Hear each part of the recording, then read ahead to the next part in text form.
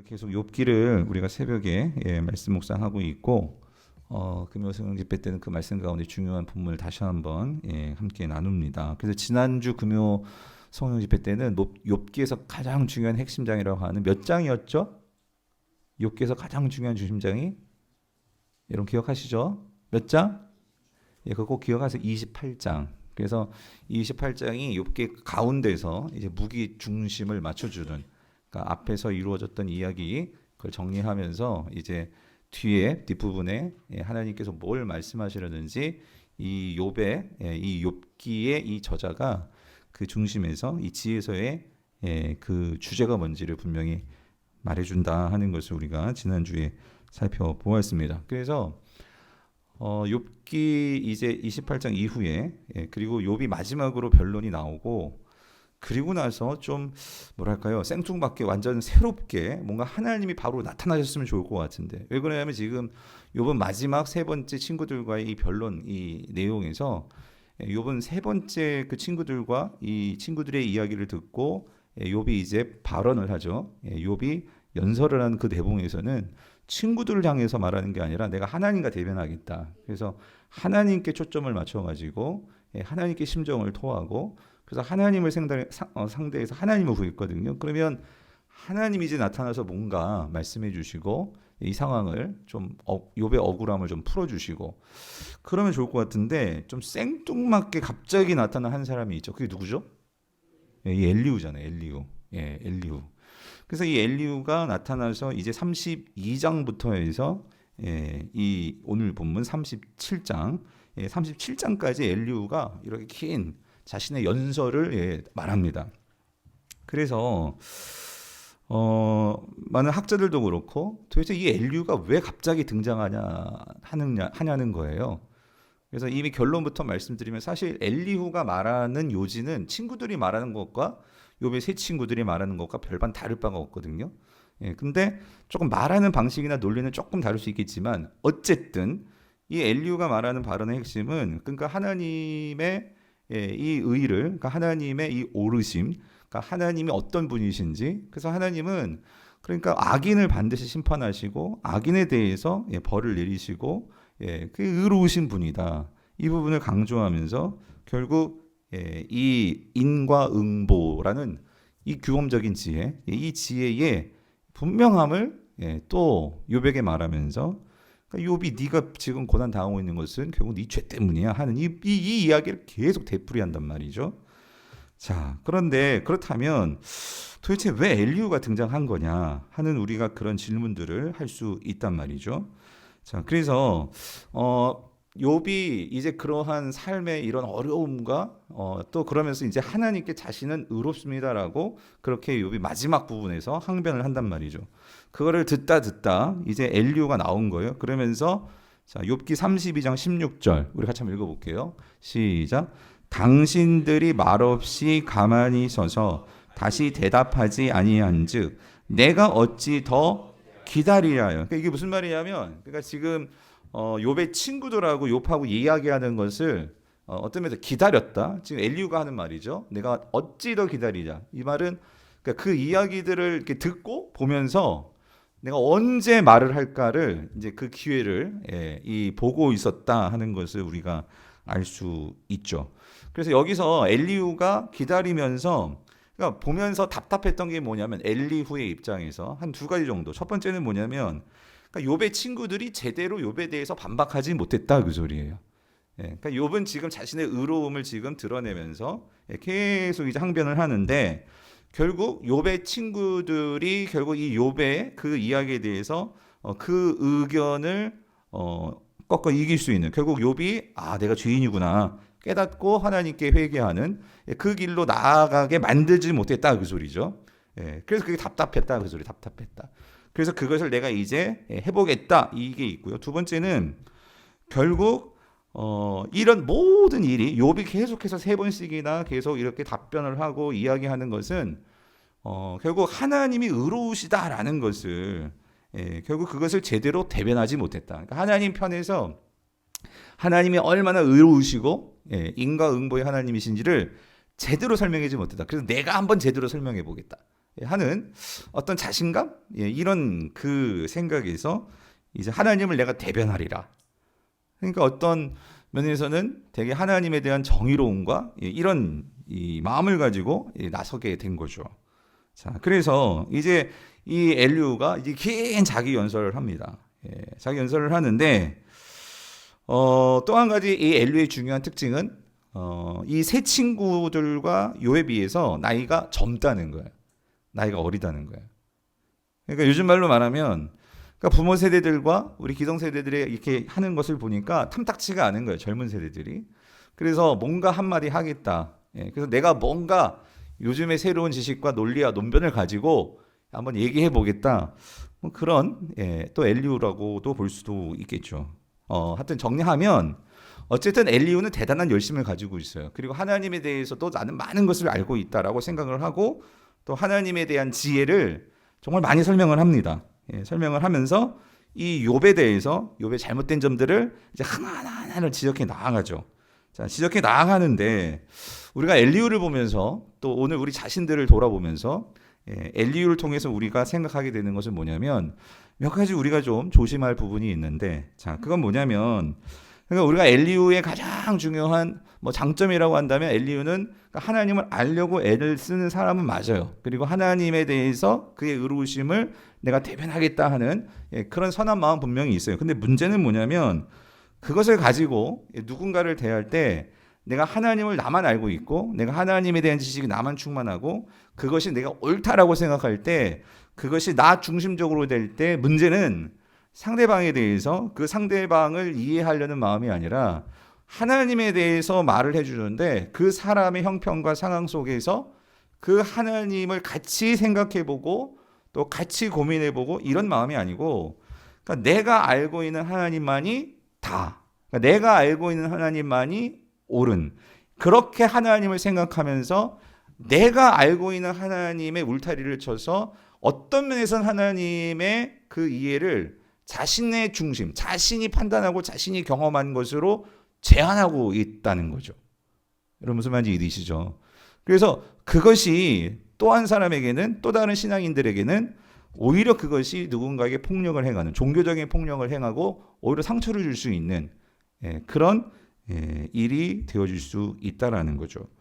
즉 그러면서 엘리후 자신에게는 이 욥에 대해서 그 자신이 알고 있는 하나님을 설명하면서 문제는 이겁니다.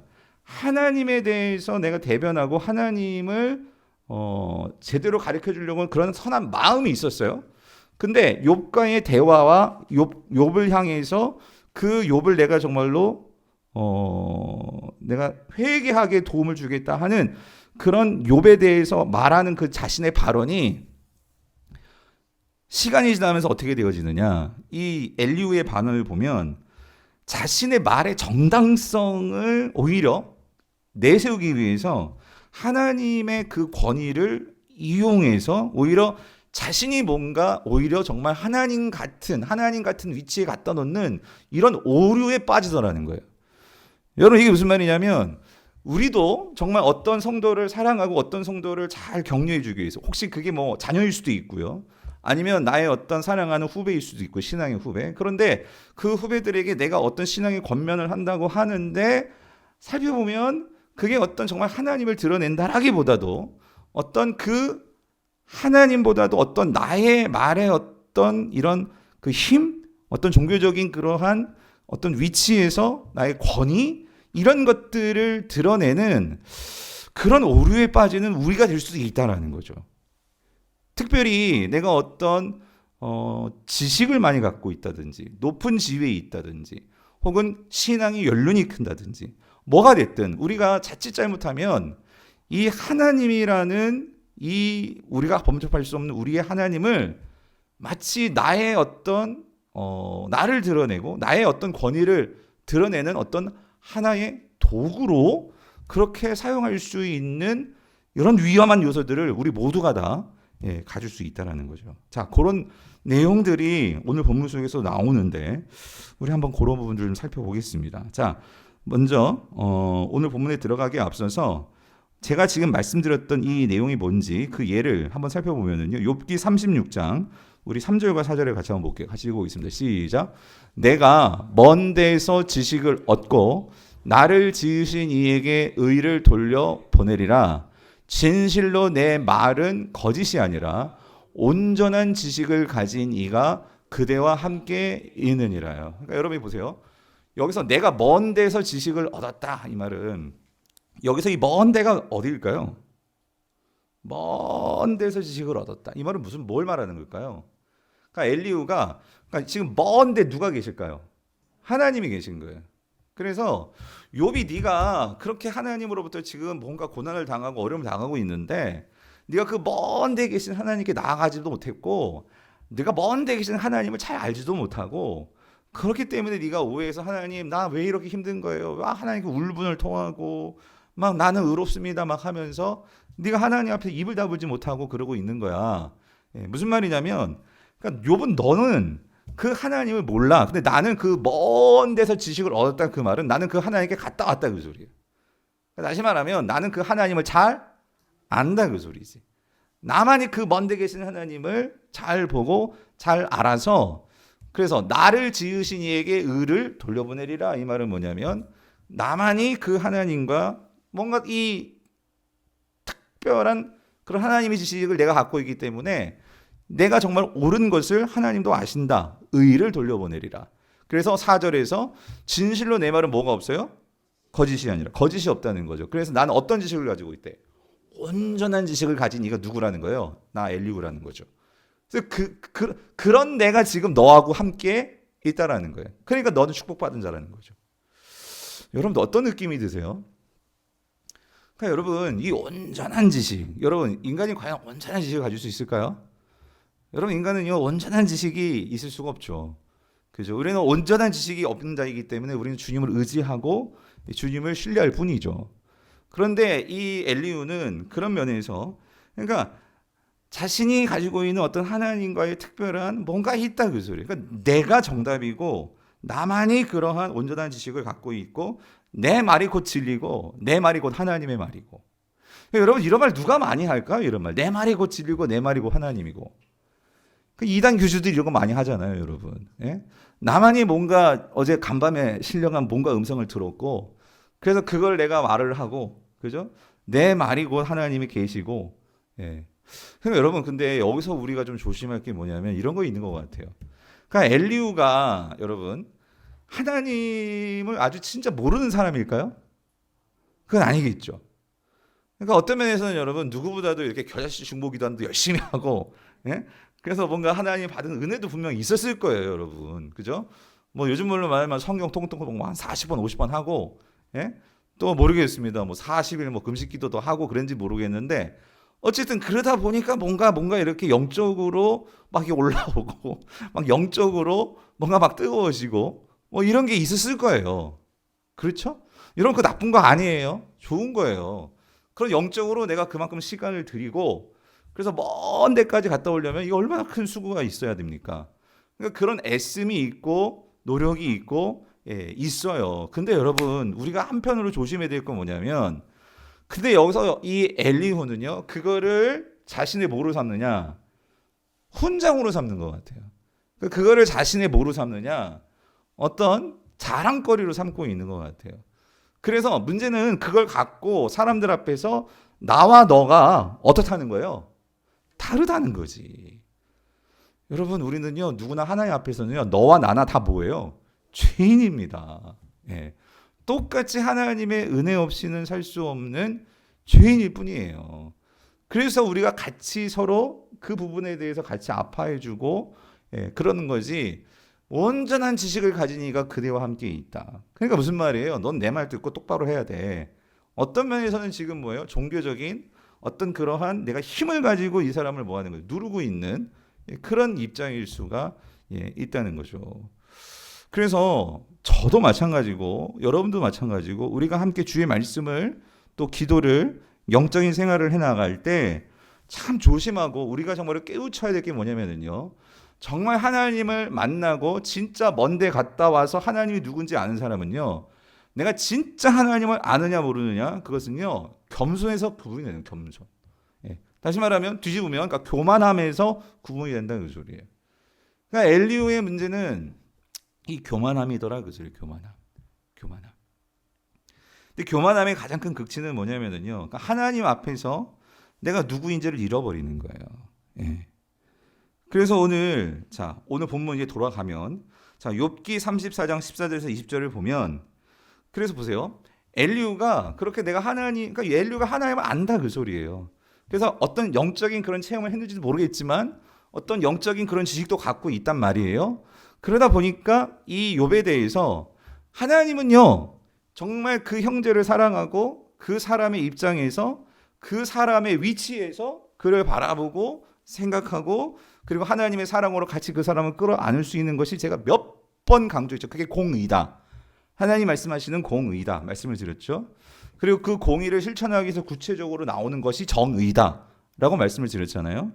그런데 지금 이 엘리후의 문제는 하나님의 공의를 그렇게 그 사람의 입장에서, 그러니까 욥이 왜 이렇게 힘들어 할까를 생각해주고 같이 고민하면서 하나님이 정말 원하시는 게 뭘까, 이걸 같이 생각해 나가야 되는데, 그러니까 엘리후는 자신이 생각하고 있는 그 하나님의 모든 것을 다 차단시키고, 그러니까 욥이 지금 힘들어하고 욥이 지금 하나님을 지금 욥은 알아가고 있는 그런 과정 속에 있거든요. 그러면 나의 상황과 나의 형편에서 나에게 다가오신 하나님도 있겠지만, 우리 김 집사님, 박 집사님, 우리 서로에게 있어서 하나님께서 각자 상황 속에서 다가오시고 말씀하시는 그 하나님이 있을 거란 말이에요. 그것들을 우리가 함께 서로 나누고 생각해보고, 여러분, 그래서 신앙은 공동체가 중요한 게 그거거든요. 하나님은요, 어떤 제한적인 틀에 갇히시는 하나님이 아니란 말이에요.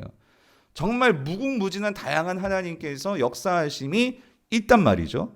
그래서 성경이 모세오경만 있는 것이 아니라 역사서가 있고 선지서가 있고 그리고 복음서가 있고 다양한 하나님을 경험한 수많은 40명이 넘는 저자들, 그들을 통해서 다양한 하나님을 경험하고 우리에게 그 하나님을 보여준 게 여기 있는데, 이 하나님이 우리 또 각자 삶 속에서 적용될 때 다양하게 하나님께서 어떻게 다가오시는지. 그래서 여러분, 건강한 공동체와 함께 내가 신앙생활을 할 수 있다는 것은, 그러니까 하나님의 다양한 모습들을 우리가 보고 그 안에서 서로 그 하나님의 모습을 통해 풀리지 않는 정말 수수께끼 같은 우리 인생의 그런 껍질들, 그런 것들이 하나씩 벗겨지면서 하나님의 마음을 알아가는, 그것이 공동체에게 주신, 하나님께서 주시는 우리 공동체의 유익이란 말이죠. 근데 이런 엘리후 같은 사람은요, 공동체가 필요 없어요. 왜? 내가 하나님을 만났고 알고 있고. 근데 이런 사람들의 가장 무서운 점이 뭐냐면, 지금 오늘 본문 나오는 14절부터 나오는, 자신이 믿고 있는 하나님을 가지고 사람들을 뭐예요? 평가하고 말로 공격하고, 그리고 그것을 가지고 오히려 상처를 준다는 소리예요. 보시면 14절부터 쭉 보시면요. 보십시오. 14절 같이 한번 읽어볼게요. 시작. 욥이여, 이것을 듣고 가만히 서서 하나님의 오묘한 일을 깨달으라. 그러니까 이것을 듣고, 그래서 이것은 듣고 뭘 듣는 거예요? 내가 하는 이야기를 잘 들으라 그 소리지. 내가 하는 말을 잘 들어야 돼. 여러분, 내가 하는 말을 잘 듣는 게 아니라 그걸 통해서 하나님에게서 집중을 해야 되는데, 지금 그러면서 보세요. 내가 하는 말을 잘 듣고, 왜? 내가 온전한 말을 나는 하는 거니까. 내가 하는 말을 잘 듣고, 그 다음에 하나님의 오묘한 일을 깨달으라. 이 말은 뭐냐면, 그걸 듣고 하나님에 대해서 네가 반성하고 회개해, 이런 말이죠. 지금 욥의 이 상황에서 친구들과 하는 대화 속에서 바라보는 말이죠. 그래서 엘리후는 뭘 전제로 하냐면요, 이거야. 넌 하나님을 제대로 깨닫지 못하고 있어, 이 말이에요. 하나님을 제대로 깨닫지 못하고 있어. 그러니까 지금 엘리후의 신앙을 완전 무시하는 거죠. 예. 그러면서 이 욥이 지금 그 고통 속에서, 근데 욥은 참 이거예요. 고통 속에서 욥은 한 가지 잘하고 있는 건 이거라니까요. 하나님을 자꾸 찾아요. 그리고 자신의 그런 원망과 어떤 자신의 그런 속상함과 이 모든 것들을, 그러니까 친구들과 대화하면서 친구들과 싸우면서 푸는 게 아니라, 이 친구들과 싸워봐야 답이 안 나와요. 그래서 그걸 어떻게 한다고 했죠? 그 문제를 가지고 누구한테 나가요? 하나님께 나아가요. 그래서 하나님과 싸운단 말이죠. 어떤 면에서는. 그런 과정이 있는데, 그러니까 엘리후 입장에서 보면 이게 웃긴 거예요. 어떻게 하나님과 싸우냐? 어떻게 하나님과 하나님께 원망하고 하나님께 어떻게 그렇게 대들고 그럴 수 있느냐? 너 그러다 큰일 나. 이게 엘리후의 입장이죠. 그러니까 내가 하는 말을 잘 듣고, 그리고 내가 너에게 하는 것들을 가지고 잘 생각해보고 회개해. 그런단 말이죠. 그러면서 자, 여러분 오늘 우리가 38장을 봤죠? 욥기 38장에서 드디어 누가 나타나세요? 누가 나타나시죠? 하나님이 나타나십니다. 그래서 욥기 38장부터 해서 41장에서 하나님께서 쭉 줄기차게 하나님 말씀을 하시는데, 여러분 욥기에서 하나님께서 나타나서 하시는 일은요, 하나님께서 어떤 딱 부러지는 답을 주시지 않아요. 그럼 하나님 뭐 하시죠? 질문을 하십니다. 계속. 예. 하나님께서 질문을 하세요. 여러분 참 지혜는요 어디서 나올까요? 지혜는요 사실 질문에서 나옵니다. 그러니까 질문이라는 거는요 어떤 문제를 제기하는 거 아니에요? 그러니까 우리 학생들이 정말 똑똑한 친구들은 이제 이런 거죠. 문제를 풀면서 내가 실수하고 답을 못 맞출 수 있어요. 근데 그러니까 공부 잘하는 친구가 못하는 친구들은 그런 것 같아. 틀렸으면 틀린 거에 대해서 내가 왜 틀렸는지를 그거를 알아내거든요. 맞히고 안 맞히고 못 맞히고 맞추고 그것보다 더 중요한 건 뭐냐면, 그러니까 내가 뭘 못 맞췄어. 실수를 했어. 그러면 거기에 대해서 내가 진짜 뭘 몰랐었는지를 내가 알아야 되는 거죠. 그렇죠? 그걸 통해서 내가 어떤 방향으로 가야 될지, 뭘 공부를 해야 될지, 내가 뭘 보완해야 될지를 캐치할 수 있으면 그럼 된 거죠. 사실 그게 시험인 거죠. 그러니까 하나님은요 질문을 하세요. 계속. 그러면서 나의 문제가 뭔지, 내가 어떤 존재인지, 내가 뭘 붙들어야 될지. 근데 여러분 느끼신지 모르겠지만 오늘 본문에서도 15절부터 18절을 보면은요, 우리 한번 같이 읽어볼게요. 연결해서 같이 한번 읽어볼게요. 같이 읽어보겠습니다. 시작. 하나님이 이런 것들에게 명령하셔서 그 구름의 번개로 번쩍거리게 하시는 것을 그대가 아느냐? 그대는 겹겹이 쌓인 구름과 완전한 지식의 경이로움을 아느냐? 땅이 고요할 때에 남풍으로 말미암아 그대의 의복이 따뜻한 까닭을 그대가 아느냐? 그대는 그를 도와 구름장들을 두들겨 넓게 만들어 녹여 부어 만든 거울같이 단단하게 할 수 있겠느냐? 라고 하면서, 여러분 지금 이 엘리후가 뭐 하죠? 욥에게 질문을 계속 던집니다. 그렇죠? 그런데 여러분 오늘 아침에도 봤지만 우리가 38장에서 하나님이 그 질문하시는 게 이런 거예요. 너희가 천지에 기초를 놓을 때, 그러니까 태초에 네가 있었냐? 네가 태초에 기초를 놓고 그런 거 다 이해할 수 있냐? 하는 이런 걸 막 질문하시거든요. 근데 지금 엘리후가 질문하는 게 꼭 누구하고 닮았냐면, 누구가 닮았죠? 느껴지십니까? 하나님과 비슷해요. 예. 그러니까 하나님과 비슷하게 그런 하나님이 하셨던 그런 놀라운 일들에 대해서 네가 그거 다 알아? 이해할 수 있어? 그러면서 오늘 본문만 놓고 보면은 어떤 면에서는 이 엘리후가 하나님을 정말 대변하는 것 같이, 어쩌면 38장을 미리 예견하는 것 같이, 미리 예고편 같이 엘리후가 그렇게 하나님에 대해서 대변하며 질문을 합니다. 욥에게.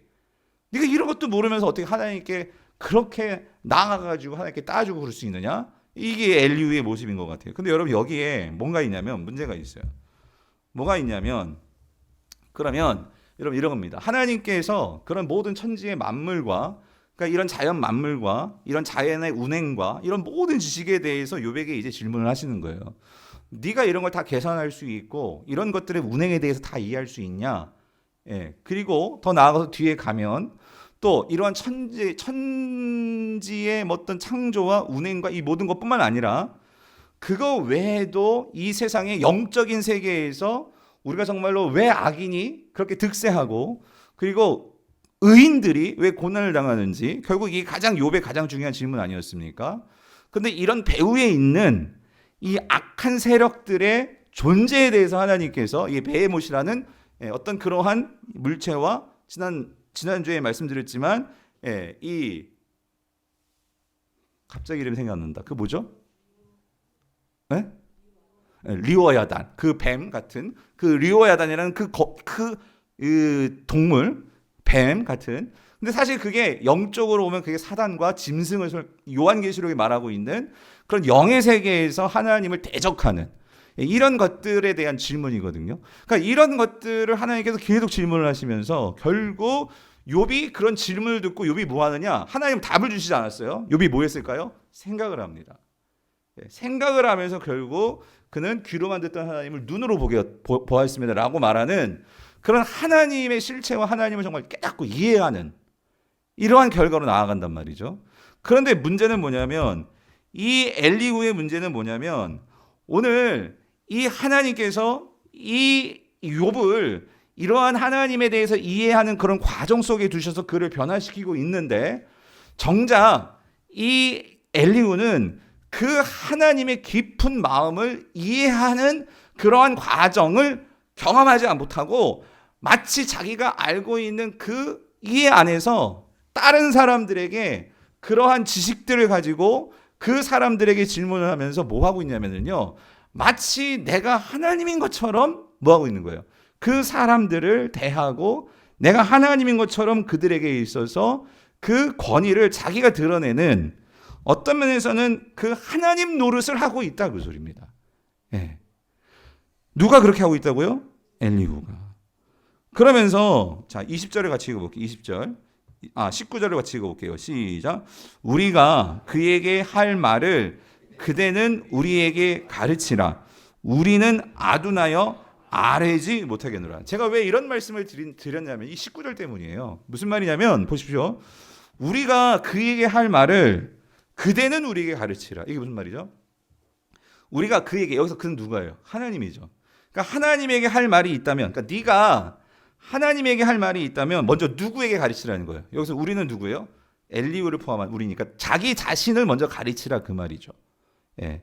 왜 그러냐면 그 엘리후가 이렇게 해요. 우리는 뭐가 돼요? 아둔하여서 우리는 하나님께 아뢰지 못하겠다라고 말하는데, 여러분 지금 앞에서 엘리후는요 어떤 지식을 가지고 있다고 했어요? 하나님께 대하여서 어떤 지식? 아까 36장 4절에서 어떤 지식? 내 말은 거짓이 아니라 온전한 지식을 가진 이가 뭐라고요? 그대와 함께 있다. 그러니까 다시 말하면 이 엘리후는요 분명히 자기 자신이요, 나는 하나님을, 먼데 있는 하나님을 알았고 그 지식을 가지고 있고, 그리고 나의 의를 다 누구에 돌리겠다? 하나님께 돌리겠다 라고 말을 했어요. 그러니까 무슨 말이죠? 나는 하나님을 다 알고 있어요. 그런데 여기서 19절에서 요백에 대해서 이런 식으로 얘기한단 말이죠. 너가 하나님께 그렇게 할 말이 많으면 먼저 나에게 먼저 가르쳐. 그러면서 지금 자기를 뭐라고 표현해요? 나는 뭐하다? 아둔하다라고 표현했는데 지금 말이 안 맞는 거예요. 지금 나는 아둔하지 않죠. 온전한 지식을 갖고 있고 하나님을 다 알고 있고. 그러니까 지금 무슨 말이냐면 지금 이 엘리후는요 코에 거면 코걸이, 귀에 거면 귀걸이. 무슨 말이냐면 자기 자신의 권위를 위해서 하나님을 여기다 붙였다가 저기다 붙였다가 그러면서 뭐 하고 있어요? 내 권위를 드러내는 그 하나님을 도구 삼고 있다, 그 소리죠. 그러면서 결국 20절을 보십시오. 20절 같이 읽어볼게요. 시작. 내가 말하고 싶은 것을 어찌 그에게 구할 수 있으랴? 삼켜지기를 바랄 자가 어디 있으랴? 이게 무슨 말이냐면, 그러니까 내가 하나님께 말하고 싶은 게 있다, 그 소리예요. 그런데 그것을 어찌 하나님께 말할 수 있겠느냐? 왜 그러냐면 그렇게 내가 말하고 싶은 게 있다고 하나님께 말했다가 그 이 모든 이 지식과 모든 것을 가지신 하나님 앞에서 내가 조금이라도 잘못 말하고 틀린다면 뭐해진다고요? 삼켜진다. 이 말은 무슨 말일까요? 멸하게 된다, 심판당한다, 이런 말이란 말이죠. 네, 무슨 말인지 이해되시죠? 그러니까 무슨 말이냐면 정리하면 엘리후는 이거예요. 너 함부로 하나님한테 말하다가는 뭐예요? 심판당해, 멸망당해. 하나님도 잘 모르면서 그렇게 함부로 말했다가는 너 하나님께 멸절당해, 이루고 있는 거예요. 그러니까 여러분 어떤 면에서는 지금 엘리후는요, 지금 욥은요 절실히 누구를 만나고 싶어요? 하나님을 만나고 싶어요. 그런데 지금 이 엘리후가 하고 있는 정말 잘못된 점은 뭐냐면요, 하나님께 나아가려고 하는 자를 지금 뭐 하고 있는 거예요? 막고 있는 거예요. 여러분 이게 가슴이 아픈 거예요. 뭐냐면 우리가 어떤 면에서 내가 정말 하나님을 잘 섬기고 하나님을 잘 알고 그러는데 간혹 우리의 신앙의 어떤 경험이 정말 순진하게 어떤 하나님을 막 하나님 앞에서 어떤 아직 믿음이 약하니까 그러니까 하나님 앞에서 막 땡깡을 쓰고 막 그런 사람 볼 수 있어요. 근데 너 어떻게 그렇게 하나님께 그럴 수가 있어? 뭐 혹은 그런 거라든가. 내가 지금요 좀 부족하고 힘든데 내가 결국 일이 잘 안 됐어요. 그랬을 때 또 딱 나오면 네가 기도를 안 해서 그렇잖아. 이러면서 내가 어떤 가지고 있는, 그러니까 내가 갖고 있는 어떤 그런 하나님에 대한 이해가 틀린 게 아니에요. 맞아요. 그런데 그러한 신앙의 어떤 내가 알고 있는 지식과 내가 알고 있는 그런 경험이 때로는 그것을 잘못 우리가 그것을 가지고 어떤 믿음이 약하든지 어떤 어려움에 있든지 그런 형제자매들이 있을 때 나도 모르게 내가 익숙해져 있는 나의 신앙의 어떤 모습을 일반화해서 그것을 얘기했을 때 오히려 그 성도들에게 그러한 신앙의 형제자매들에게 그것이 그들이 하나님께 나아감에 있어서 오히려 걸림돌이 되거나 그들을 막게 되는 그런 일이 될 수도 있다 그 소리죠. 그런 면에서 우리는 참 조심해야 된다 그 소리예요. 네. 그런데 여러분 여기서 한 가지, 그러니까 엘리후가 지금 문제는 자신이 알고 있는 하나님이 다가 아닙니다. 그리고 엘리후는 하나님을 잘못 알고 있어요. 근데 왜 이렇게 잘못 알까? 어떤 면에서 아까도 말씀드렸죠. 엘리후는요 그런 공동체를 경험해 본 적이 없어요. 자신과 다른 신앙 세계에 있는 그런 형제 자매들을 경험해 본 적이 없는 거예요. 그러니까 여러분 장도교가 다가 아니고 순복음이 다가 아니고, 그러니까 우리가 하나님을 이해함에 있어서 저는 장로교 목사입니다. 장로교 목사의 신학 세계에서 하나님을 바라보는 신학이 있고 또 오순절과 같은 어떤 성령 중심의 어떤 은사 중심의 그러한 이해를 가지고 또 하나님을 바라보는 어떤 그런 목사님들과 교단도 있을 거예요. 그리고 어떤 교회에서는 반드시 침례를 줘야 된다. 물속에 들어가야 된다 하는 침례교가 있는 반면에 또 저희 같은 경우에는 꼭 무조건 물에 꼭 들어가야 되느냐, 물을 뿌려도 된다. 왜냐하면 물에 들어간다는 것이 중요한 것은 일단 의미지 하면서, 그러니까 여러분 이런 생각, 우리 젊은이들 중에 목사님 왜 이렇게 교회 교단들이 많아요? 그리고 왜 이렇게 무슨 뭐 이렇게 신학들이 많아요? 그게 왜 그러냐면 결국 인간들이 서로 그거를 이제 이해하고 해석함에 있어서 조금 차이가 있는 거죠. 그러니까 그런 면에서 우리가 서로 좋은 것들을 또 이해하고 또 그것들을 또 우리가 서로 열고 또 토론하고 여러 가지 것들에서 우리가 정말 함께 하나님을 같이 그런 부분들을 펼쳐놓고 우리가 서로 대화를 해 나간다면 하나님의 더 풍성한 것들을 이해할 수 있을 텐데 우리 인간의 이러한 어떤 자기중심적인 그러한 이 죄성이 때로는 하나님을 이해하고 하나님을 알아가는 입장에서도 오로지 내가 맞아, 장로교가 맞아, 뭐 침례교가 맞아, 예? 이러한 입장들이 결국은 유럽에서는 그것 때문에 사람을 죽이는 그런 종교 전쟁까지 일어나고 이런 모든 비극적인 일들이 우리 종교 안에서도 특히 기독교 안에서도 있었단 말이죠. 그런 면에서 오늘 우리가 이 욥기를 보면서 또 한 가지 우리가 다시 한번 적용하고 생각해 봐야 될 건 뭐냐면 오늘 이 욥기를 통해서 하나님께서 우리에게 뭘 말씀하시는가, 특별히 이 엘리후를 보면서 우리가 뭘 말씀하시는 건가, 우리가 그것들을 좀 더 깊이 좀 생각해 볼 필요가 있다. 그런데 여러분 한 가지 엘리후를 두고 볼 때요, 그러니까 여러분 이겁니다. 하나님은요 어떤 하나님이시죠? 여러분 우리가 오해하지 말아야 될 것은 오늘 하나님은요 어떤 면에서 지금 엘리후는요 하나님의 먼데 계신 그 하나님, 그래서 그 하나님에 대해서 뭔가 하나님이 가까이 나가가지고 막 내 속마음을 다 드러내고 막 하나님께 그렇게 원망하고 하는 그런 것들을 어떻게 그럴 수 있어? 어떻게 그렇게 함부로 대할 수 있어? 이렇게 바라보는 그러한 엘리후의 신앙이라면, 그런데 여러분 우리가 성경을 통해서 보는 하나님의 모습은요, 하나님은요 어떤 하나님이세요? 우리의 정말 속마음까지 모든 걸 다 토해내어도 하나님은 그걸 다 어떻게 해주십니까? 받아주십니다. 받아주세요. 받아주시고 우리 하나님은요 그 모든 것들에 대해서 끌어안고 그것들을 함께 아파해 주실 수 있는 분이 하나님이시라는 거죠. 근데 엘리후는 그거를 놓치고 있어요. 물론 저는 이걸 생각해 볼 때 어떤 면에서는 그 고대 그 당시 어떤 문화 배경이나 어쩌면 엘리후가 하나님을 섬겨왔던 어떤 그런 신앙의 배경들이 좀 뭐랄까요, 정말 이렇게 그 신을 정말 우러러 봐야 되고 뭐 숭배가, 물론 당연히 우리가 숭배하고 경배하죠. 그런데 하나님을 정말 친근하게 여기고 가깝게 여기고 하는 이러한 입장을 어떤 면에서는 구약에서부터 우리의 신앙의 선배들은 그런 모습들을 가졌어요. 그래서 여러분 다윗만 보더라도요, 우리가 하나님이 어떤 하나님이냐, 여러분 다윗, 여러분 시편 34편 18절을 보면 다윗은 분명히 이렇게 고백하죠. 하나님 어떤 하나님이냐면 여호와는 마음이 상한 자를 어떻게 해요? 가까이 하시고 충심으로 뭐하는 자? 통회한. 그러니까 여러분 통회한다는 게 뭐겠어요? 그러니까 통회한다는 게 뭐냐면요, 뭐 회개하는 것도 그렇게 들어가겠지만 통회한다는 건요 뭐요? 나의 원통함을 하나님께 뭐하는 거예요? 다 아뢰고 다 쏟는 거예요. 그렇죠? 그런 자들을 외면하거나 너 어떻게 그럴 수 있어? 그게 아니라 그런 자들을 뭐 하신다? 구원하신다. 근데 여러분 지금 이 시편 34편의 배경을 놓고 보면 여러분 표제어가 있습니다. 시편 34편은요. 지금 다윗이 제가 누차 말씀드렸잖아요. 다윗이 뭐 기름 부음 받고 싶어서 기름 부음 받은 게 아니잖아요. 어느 날 갑자기 사무엘이 와가지고 기름 부어가지고 지금 사울이 눈 뜨고 시퍼렇게 살아있는데 그런데 와가지고 네가 왕이야. 이제 왕이 될 거야. 그래가지고 하루아침에 기름 부음 받고 그때부터 이제 뭐예요? 행복 끝, 고생 시작 아니에요? 그래가지고 쫓김당하고 도망치고 그런 삶이 계속 사는 거예요.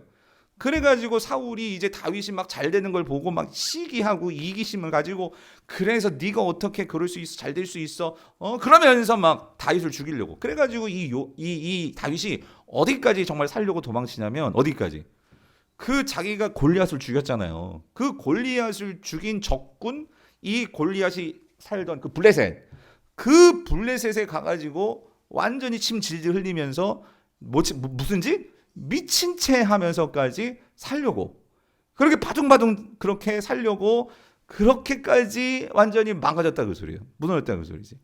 살려니까 별짓을 다 한 거잖아요. 그럴 때 여러분 생각해 보세요. 내가 무슨 왕이 되고 싶어서 그랬냐고요. 그리고 골리앗 묻힌 거는 정말 내가 하나님 앞에 순수한 그 어린 소년이 정말 못 참고 정말 그렇게 나아가서 골리앗 무찌른 거 아닙니까? 그랬는데 그 일 때문에 지금 일이 이렇게 꼬여버려가지고 지금 유대 땅에서 있을 것도 없어가지고 지금 블레셋 땅에 와가지고 또 거기다가 블레셋 사람들 중에는 저 골리앗 죽인 놈 아니냐고 사람들이 알아본 거예요. 그러니까 어떻게 살리니까 막 미친 채 해가지고 막 문지방에다 막 머리 박고 예? 그러면서 있는 자신을 생각할 때 여러분 여기서 하나님에 대해서 어떤 반응을 보여야 될까요, 여러분? 여러분은 어떤 반응을 보이겠어요? 그러니까 우리가 살면서 하나님을 위해서 내가 잘해보겠다고 이렇게 했는데 사람들한테 오해당하고 미움당하고 욕먹고 근데 하나님은 나타나지 않으시고 풀어주지 않으시고 내 형편 나아지지 않고 그러니까 이게 지금 레파토리가 욥과는 다르지만 다윗도 어떤 면에서는요 억울하기 짝이 없는 거잖아요. 그렇죠? 그런 상황에서 그가 이러한 상황을 다 겪고 이 시를 지었다 그 소리입니다. 그런데 그런 상황 속에서 이 다윗이 뭐라고 고백을 하느냐 시편 34편 10절 6절부터 볼게요. 같이 읽고 6절 읽어봅시다. 시작. 이 공고한 자가 부르짖음에 여호와께서는 어떻게 해요? 들으시고 그의 모든 환난에서 어떻게 해요? 근데 여러분 여기서 우리는 다윗이 어떻게 부르짖었는지는 모르겠어요. 근데 여러분이라면 이 상황 속에서 하나님께 뭐라고 어떻게 부르짖으시겠어요? 전능하신 아버지 하나님 모든 것을 주관하시며 여러분 이렇게 나오겠어요? 예? 난 어떤 면에서 욥이 말한 거죠. 하나님 나를 왜 태어나게 해가지고 말입니까? 예? 나를 왜 출생시키셔가지고 말입니까? 그러니까 무슨 말이냐면 하나님 왜 나에게 그 기름 부으셔가지고 말입니까? 하면서 그가 하나님께 막 토로하지 않았겠어요? 저랑 그랬을 것 같아요. 예? 그러니까 이 공고한 자가 부르짖음에 그러니까 이 부르짖음 속에는 그 모든 것들이 다 들어있지 않으시겠어요? 근데 그렇게 부르짖었는데 나중에 정말 어떻게 된 거예요? 그걸 들으셨고 그 원수의 손에서 하나님은 그걸 건져주셨죠. 그렇죠? 그리고 나서 이 시를 지었다 그 소리입니다. 그랬을 때 이런 과정을 거쳤어요. 거치고 나서 정말 왕이 됐죠. 왕이 되고 어쩌면 그 당시를 생각하면서 이 시를 지었을 수도 있고 그 블레셋 땅에서 나오면서 이 시를 지었을 수도 있고 어찌됐든 그러면서 이 다윗이 이 과정을 거치면서 깨달은 게 뭡니까? 10절이에요. 같이 읽어볼게요. 시작. 젊은 사자는 궁핍하여 줄일지라도 여호와를 찾는 자는 모든 좋은 것에 뭐예요? 부족함이 없으리로다. 여러분 이거는요 그냥 시적인 표현이 아니라 이거는 여러분 젊은 사자 그러니까 젊은 사자가 궁핍하다. 이게 무슨 말일까요? 얼마나 에너지가 많고 그렇죠? 정말 먹잇감에 대해서 결코 놓치지 않는 그런 젊은 사자. 근데 그 젊은 사자가요 먹잇감이 없어가지고 당장 먹잇감이 있으면 금방이라도 잡아가지고 잡아 먹을 수 있는데 그러니까 그런 젊은 사자가 궁핍하고 있으니 먹잇감을 어떻게 찾겠어요? 얼마나 혈안이 돼가지고 얼마나 그렇게 찾지 않겠습니까? 그런 상황을 생각하면서 그러니까 이 다윗이 깨달은 거죠. 뭐냐면 그렇게 힘들고 어려운 상황 속에서도 그런 상황 속에서도 이 다윗이 정말 깨달은 건 뭐냐면 내가 정말 미친 차면서도 때로는 인생이 바닥을 치고 그리고 모든 것이 다 안 되고 그런 상황 속에서도 끝까지 내가 찾아야 되고 끝까지 내가 정말 붙들어야 되는 것은 뭘 찾는 거예요? 여호와를 찾는 거. 여호와를 찾는 거. 그러니까 여러분 저는 이게 다윗이든 욥도 마찬가지죠. 하나님께서 그러니까 어떤 면에서 욥의 인생은요 잘 평안하게 잘 살아오던 인생이었어요. 그죠?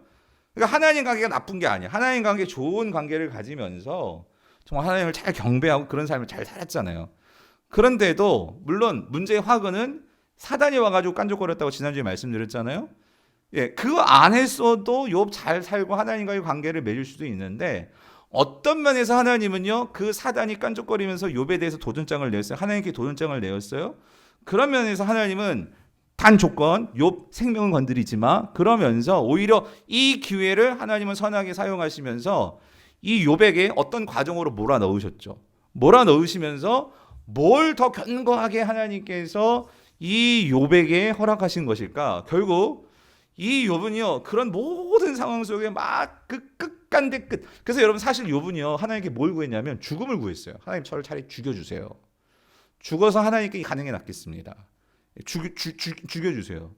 그런데 여러분 그 하나님께서 어떤 면에서는 그 죽음을 뚫고 나갈 수 있는 그 힘이요. 죽음을 뚫고 나가면서까지 이 땅에서 정말 찾고 그거를 이겨나갈 수 있는 것은 뭐냐라고 했을 때 욥은요 이 모든 과정을 거치면서 저는 다윗의 이것을 깨달았을 것 같아요. 우리는 그 상황에서 뭘 찾아야 돼요? 여호와를 찾아야 돼요. 그냥 막연하게 하나님 찾아야지 기도해야지 그게 아니고요. 정말 인생에서 죽음을 뚫고 나갈 정도로의 하나님을 찾는 그 신앙은 여러분 그냥 안 나오죠. 이 과정에서 하나님은 그것을 욥에게 주신 거예요. 욥에게. 그리고 욥은 그 과정을 잡은 거죠. 그래서 하나님을 만나려고 하고 하나님을 찾으려고 하고 그렇게 끝간데 없이 하나님께 나아가는 그 과정에 있는데 지금 엘리후는 뭐 하고 있는 거예요? 초를 치고 있는 거예요. 왜 하나님께 뭘 다 아뢰려고 하니? 왜 굳이 하나님께 나아가지고 그걸 다 얘기하려고 하니? 하나님 거 다 들어주실 것 같아? 야, 네가 죄가 많아가지고 그러는데 뭐 하는 거예요? 지금 하나님께 나아가려고 하는 사람을 발목 잡고 그 하나님께 나아가려고 하는 그 신앙을 완전히 막고 있는 이 엘리후란 말이에요. 사랑하는 성도님들, 우리 각자 삶 속에서 저는 저대로 여러분대로 우리 각자 삶 속에서 여러분 이 시편 34편 10절 이 말씀이요. 젊은 사자는 궁핍하여 줄일지라도.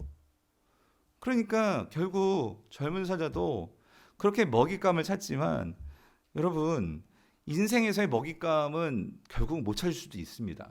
그런데 하나님은 이거 확신하게 얘기해 주세요. 하나님을 찾는 자는 하나님 반드시 찾는다 그 소리예요. 예? 여러분의 그 상황 속에서 하나님을 찾으셔야 돼요. 하나님을. 그것만이 우리가 그 문제를 뚫고 죽음마저도 뚫고 나아가서 죽음을 뛰어넘을 수 있는 그 힘은요. 이 상황을 뛰어넘는 게 아니에요, 여러분. 상황을 뛰어넘고 못 뛰어넘고 여러분 그건 중요하지 않아요. 중요한 건 내가 죽을 수도 있어요, 사실. 그렇지만 죽는 순간에도 내가 하나님을 찾는 자들은요, 영원으로 들어갑니다. 예. 이 땅에서도 우리가 정말 죽을 것 같지만 그 상황 속에서 하나님을 찾는 자는요, 그 상황 속에서 살리고 죽이는 중간 하나님께 달려있는 것이고 그 상황 속에서 그 형편을 지나갈 수 있는 그 힘은 어디서 나오느냐? 여호와를 찾는 그 과정 속에서 힘이 나오더라 그 소리인 거죠. 결국 오늘 엘리후가 한마디를 던집니다. 결론적으로. 24절이 그 말씀이죠. 우리 24절 같이 한번 읽어볼게요. 시작. 그러므로 사람들은 그를 경외하고 그는 스스로 지혜롭다 하는 모든 자를 뭐예요? 넌 이게 너무나 정말 이게 뭐라고 해야지? 엘리후가요. 참 이게 어떤 면에서 이런 걸 해악이라고 하는 건데요. 뭐냐면은 엘리후가 딱 맞는 말을 하고 있어. 어떤 말을 말하고 있냐? 첫 번째는 이거죠. 결국 지혜서가 이해하고 있는 지난주에 봤던 28장 28절 말씀과 똑같은 말씀이죠. 결국 모든 지혜서가 말하고 있는 것은 여호와를 경외함이에요. 그게 지혜예요. 그죠? 그래서 엘리후도 그 말을 하잖아요. 사람들은 그를 뭐 해야 돼요? 경외해야 돼요. 그렇죠. 경외라는 것은 어떤 상황에서든지 하나님을 찾는 거예요. 그죠? 어떤 상황에서든지 그 하나님께 내 마음과 모든 것을 하나님께 다 맡기는 거예요. 그죠?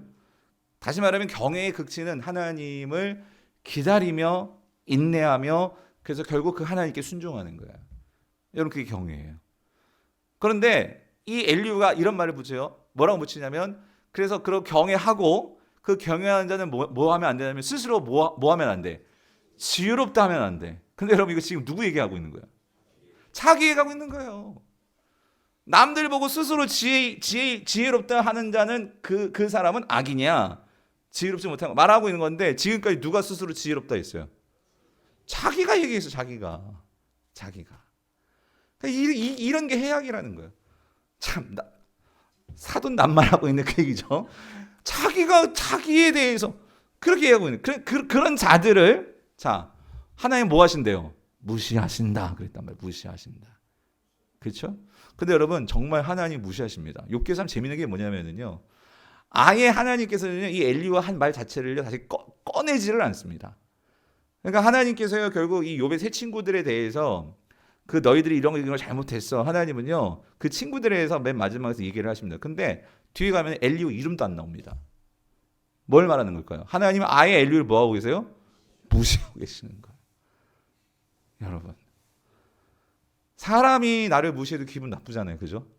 근데 여러분 하나님이 나를 무시하신다면 여러분 이거 얼마나 가슴 아픈 일입니까?